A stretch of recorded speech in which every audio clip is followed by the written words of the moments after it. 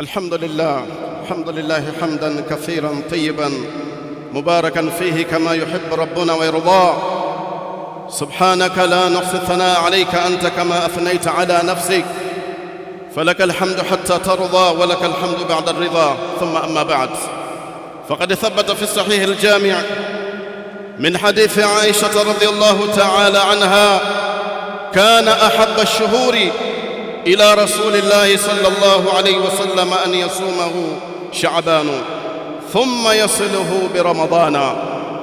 Bibi Aisha anasema hakika miongoni mwa miezi ambayo aliyokuwa akiipenda sana Mtume sallallahu alaihi wasallam kufunga ni mwezi wa Shaaban, bali alikuwa akiunganisha na mwezi mtukufu wa Ramadhan.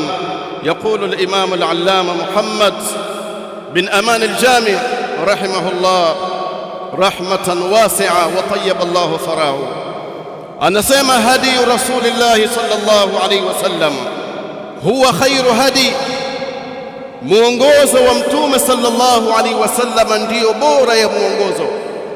Ndio tunasema fa inna khaira al-hadi hadi Muhammadin sallallahu alayhi wasallam, bora ya muongozo, bora ya utaratibu ni ule ambao aliyotuwekea mtume wetu Muhammad sallallahu alaihi wasallam. Anasema Sheikh rahimahullah, an tasuma shahra Shaaban kullahu wa jullahu,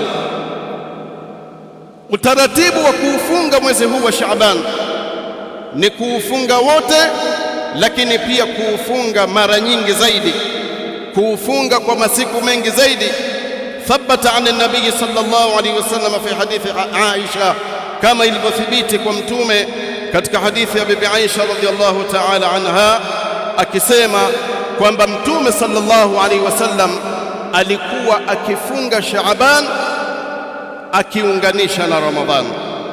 Kwa maana hiyo Sheikh Muhammad bin Anami yasema wawafaqa ahlu sunna ahlu alhadith baina alhadithain قالوا يصوم أحيانا كله وأحيانا جله. wakati mwingine mtume akifunga wote, wakati mwingine mtume akifunga kwa siku nyingi zaidi. Kwa hiyo zote hizo zimethibiti kwa mtume sallallahu alaihi wasallam. Kwa nini hiyo? Anasema shekhe, lialla yaltabis ala an-nas hadha ash-shahr bishahr Ramadhan, ili watu wasije wakachanganya mwezi huu wa Shaaban na mwezi wa Ramadhani. Kwa hiyo mtume sallallahu alaihi wasallam kuna kipindi akiufunga wote na kuna kipindi akiufunga siku nyingi zaidi, na hiyo ndio imethibiti kwa mtume sallallahu alaihi wasallam. Wa Sheikh Ibn Baz rahimahullah kadhalika anasema hivyo hivyo kwamba nabii kuna kipindi akiufunga wote na kuna kipindi akiufunga masiku mengi zaidi. Kwa hiyo fa inna khayra al-hadi hadi Muhammadin sallallahu alayhi wasallam.